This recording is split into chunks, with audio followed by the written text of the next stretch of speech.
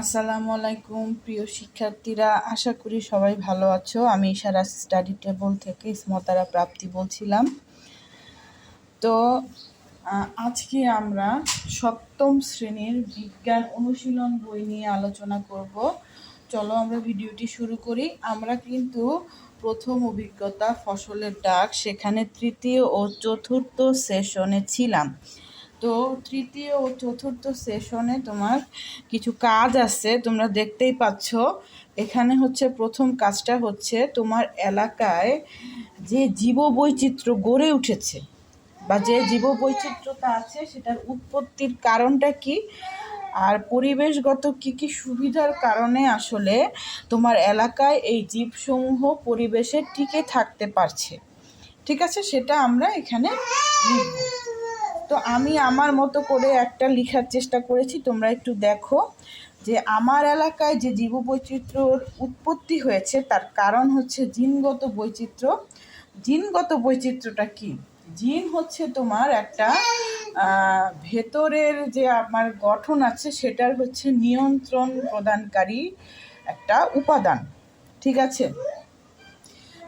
দেখবা তোমার বাবা মার অনেক আচরণ তুমি পেয়েছো, তাহলে এটা কিন্তু তোমার হচ্ছে জিনগত একটা বৈশিষ্ট্য। হ্যাঁ, তাহলে একটি প্রজাতি থেকে অন্য প্রজাতির মধ্যে কিন্তু এই জিনের কারণেই জীববৈচিত্র্যতা সৃষ্টি হয়। তাহলে যে সুবিধার জন্য হচ্ছে আমার এই জীবসমূহ এই এলাকায় টিকে থাকে, তাহলে নাম্বার 1, আমি যদি আমার জীবদের মধ্যে একটি হচ্ছে জীবকে সিলেক্ট করি, তাহলে হচ্ছে প্রজাপতি নিয়ে যদি আমরা একটু কথা বলি, তাহলে প্রজাপতি কিন্তু একটা সুন্দর উদাহরণ হতে পারে তোমার হচ্ছে বাস্তুতন্ত্রের জন্য। ঠিক আছে, খাদ্য শৃঙ্খল বা বাস্তুতন্ত্রের জন্য প্রজাপতি হচ্ছে একটা সুন্দর বা উৎকৃষ্ট উদাহরণ। তাহলে প্রজাপতির উৎপত্তির একমাত্রই হচ্ছে কারণ হচ্ছে বাসস্থান। হ্যাঁ, তারা যেখানে তোমার বসবাস করবে বা যেখানে তোমার প্রজনন ক্রিয়া ঘটাবে, হ্যাঁ, তার জন্য একটা উপযুক্ত বাসস্থান দরকার। তারপরে দেখো 2 নম্বরে যে প্রজনন ক্ষমতা বৃদ্ধির জন্য একটা উৎকৃষ্ট পরিবেশ রয়েছে। হ্যাঁ, সব ধরনের ধরো আবহাওয়া জলবায়ুতে কিন্তু আমার প্রজাপতি টিকে থাকবে না। যেমন ধরো যে তুন্দ্রা অঞ্চলগুলো আছে বরফ প্রধান, বা হচ্ছে তোমার যে বৃষ্টিপাত বেশি হয় এমন কিছু অঞ্চল আছে, এইসব অঞ্চলে কিন্তু তোমার প্রজাপতি টিকে থাকতে পারবে না। তাদের প্রজনন ক্ষমতা হচ্ছে কোনোভাবেই ওখানে কাজ করবে না। তারপরে দেখো খাদ্যের প্রাচুর্যতা। হ্যাঁ, প্রজাপতি বা মথ এরা হচ্ছে সাধারণত ছোট ছোট কীট পতঙ্গ খেয়ে কিন্তু জীবন ধারণ করে, তাহলে সেই ধরনের তোমার খাদ্যর প্রাচুর্যতা থাকা লাগবে।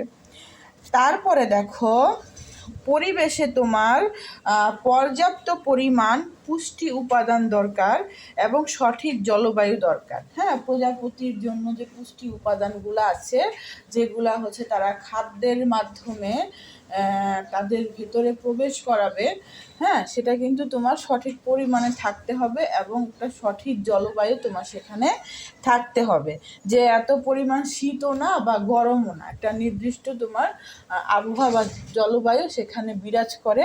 হ্যাঁ, এমন একটা পরিবেশ কিন্তু টিকে থাকার জন্য প্রত্যেকটা জীবের বা প্রজাপতির কিন্তু দরকার।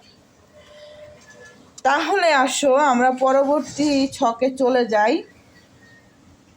এখানে কিন্তু লিখছে যে তোমার এলাকায় এমন কিছু ফসল বা উদ্ভিদের নাম লিখবা এবং এই ফসল আর উদ্ভিদ বেড়ে ওঠার জন্য তোমার এলাকায় কেমন ধরনের মাটি বা হচ্ছে পরিবেশগত বৈশিষ্ট্য কাজ করে।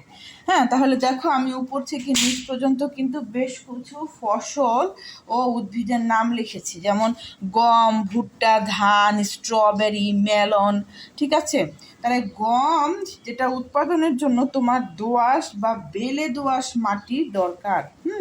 দোআঁশ মাটি বা বেলে দোআঁশ মাটি, একটা হচ্ছে তোমার দোআঁশ মাটি, একটা বেলে হচ্ছে যেখানে তোমার কিছু পরিমাণ বালু থাকবে। হ্যাঁ, বালু আর দোআঁশ একটা আনুপাতিক হারে ওই মাটিতে তোমার গম চাষটা ভালো হবে এবং লবণাক্ততা থাকা যাবে না। লবণাক্ত পরিবেশ বা লবণাক্ত পানি, হ্যাঁ, না থাকলে কিন্তু আমার সেই অঞ্চলে গম চাষ ভালো হবে। তারপরে দেখো ভুট্টা, এখানেও হচ্ছে দেখো বেলে দোআঁশ বা দোআঁশ মাটি দরকার ভুট্টা চাষের জন্য। আর তুমি যেখানে ভুট্টা চাষ করবে সেই পরিবেশ বা সেই জমিতে তোমার কোনো প্রকার অতিরিক্ত পানি জমে থাকা যাবে না বা জমে থাকার সুযোগ থাকবে না, ঠিক আছে। তারপরে দেখো ধান হচ্ছে তোমার বেড়ে ওঠার জন্য ক্রান্তীয় মৌসুমী জলবায়ু প্রয়োজন, ঠিক আছে। যে এমন একটা তোমার অঞ্চল দরকার যেখানে তোমার বছরের নির্দিষ্ট সময়ে তোমার বৃষ্টিপাত হয়, ঠিক আছে। তারপরে দেখো 150 থেকে 250 সেন্টিমিটার বৃষ্টির প্রয়োজন, হ্যাঁ, মানে হচ্ছে একটা আনুপাতিক হারে তোমার বৃষ্টিপাত প্রয়োজন আছে।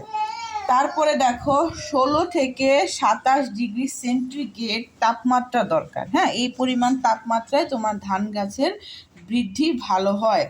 তারপরে স্ট্রবেরির জন্য কিন্তু তোমার গ্রীষ্ম বা বসন্তের শেষের দিকে যে আমার হচ্ছে সময়টা আছে সে সময় স্ট্রবেরি চাষ করতে হবে আমাকে। এবং আমি যেখানে স্ট্রবেরি চাষ করব সেখানে পূর্ণ সূর্য মানে সূর্যের আলো পূর্ণভাবে ড্যাপ্থভাবে তোমার সেখানে করতে হবে। এবং বালুকাময়, হ্যাঁ, যেই মাটিতে তোমার একটু বালু বেশি সেই মাটি আমাকে চুজ করতে হবে বা সেখানে আমাকে রোপণ করতে হবে। তারপরে দেখো মেলন, ঠিক আছে। মেলন চাষ পদ্ধতিটা আমাদের বাংলাদেশে হচ্ছে রীতিমতো প্রায় জনপ্রিয়তা হয়ে উঠেছে। এই মেলন চাষ করার জন্য একটা নতুন ধরনের তোমার কালচার পদ্ধতি আছে, সেটা হচ্ছে হাইড্রোপনিক্স, হ্যাঁ। এই পদ্ধতিতে তোমার হচ্ছে বেশ কিছু তোমার উদ্ভিদ বলো বা ফসল বলো বাংলাদেশে কিন্তু চাষাবাদ করা হয় বা পরীক্ষা নিরীক্ষা চলছে। সেটা হচ্ছে তোমার এই পদ্ধতিতে কোনো রূপ হচ্ছে তোমার মাটি দরকার হবে না, পানি বা মাটিবিহীন তুমি যে কোনো সাবস্ট্রেট বা যে কোনো উপাদানে তুমি কিন্তু এই মেলন চাষটা করতে পারবে, ঠিক আছে। তাহলে এই পদ্ধতিতে শুধু মেলনই না, লেটুস, তারপরে টমেটো, ক্যাপসিকাম, তারপরে হচ্ছে তোমার বিভিন্ন জাতের শসা, ঠিক আছে, এগুলা কিন্তু তোমার চাষ করা হয়। তাহলে আজকে তৃতীয় চতুর্থ সেশন পর্যন্তই আমরা থাকি। আমি আর আমার ভিডিও দীর্ঘায়িত করব না, পরের ভিডিওতে আমি ইনশাল্লাহ এই অভিজ্ঞতা শেষ করে দেওয়ার চেষ্টা করব। তো আজকে এই পর্যন্তই। সবাইকে আমার ভিডিও শোনার জন্য অনেক ধন্যবাদ। আল্লাহ হাফেজ।